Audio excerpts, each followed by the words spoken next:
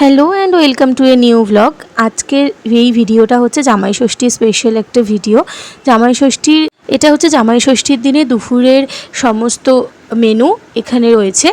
আর বলো তো, এই গরমের মধ্যেও আমার বাড়ির সকলে এত কষ্ট করে কত কিছু আয়োজন করেছি শুধুমাত্র আমাদের জন্য। তবে এবার দেখি এখানে কি কি মেনু আছে, তবে আমি বলবো না। কি মেনু আছে যেটা বলো। এখানে তো 5 রকম ভাজা দেখতে পাচ্ছি, কুমড়ো, পটল, ভেন্ডি, বেগুন, আলু, এটা জল, ডাল।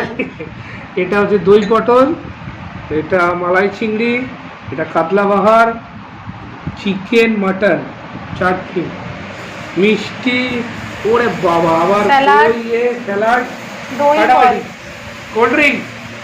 আর যার জন্য এত কিছু আয়োজন, তার আনন্দটা একবার দেখো। দুপুরবেলা খাওয়া দাওয়া সেরে আমরা তো বিকেলে বাড়ি ফিরে এসেছিলাম, কারণ এই বাড়িতেও না একটা নতুন কাপল আমাদের জন্য ওয়েট করছিল। ওর বোন আর ওর হাজব্যান্ড, ওরাও দুজন একেবারে নিউলি ম্যারিড কাপল, আর এটাও ওদের প্রথম জামাই ষষ্ঠী। তো যাই হোক, ওদের জন্যই আমরাও বিকালে বাড়ি ফিরে এসেছিলাম, যাতে ওদের সাথে একটুখানি গল্প আড্ডা করতে পারি। তারপরে এবার এসে আমরা একটু বেরিয়েছি, আর তখনই না বৃষ্টি শুরু হলো। হালকা সামান্য বৃষ্টি হয়েছে, কিন্তু সেই বৃষ্টির মধ্যে যেটা হলো সেটা হচ্ছে সমস্ত দোকানগুলো বন্ধ হয়ে গেল। কারণ এখানে একটা ছোট্ট মতন মেলা বসে এই জামাই ষষ্ঠীর জন্য। আর এই মেলার কেন্দ্র হচ্ছে এই ঠাকুর, এই মায়ের মন্দিরকে ঘিরেই এই মেলাটা বসে। এই জামাই ষষ্ঠীর কয়েকদিন এই মেলা থাকে। আর এই ঠাকুর না আমি এখানে এসে প্রথম দেখেছি, মানে এর আগে আমি কখনো এই ঠাকুর দেখিনি। আর অনেক লোক আসে এখানে এই ঠাকুর দেখতে। আর এই পুজোটা অনেক পুরনো, আসলে এটা বিন্ধ্যবাসিনী মায়ের মূর্তি, মায়ের মন্দির হচ্ছে এটা। আর এখানে এই মন্দিরটাকে কি সুন্দরভাবে সাজিয়েছে দেখো এখানে। আর এখানে না একটু ফাংশনও হচ্ছিল। এই জামাই ষষ্ঠীর দিনই এই মেলাটা শুরু হয়, তারপর কয়েকদিন থাকে।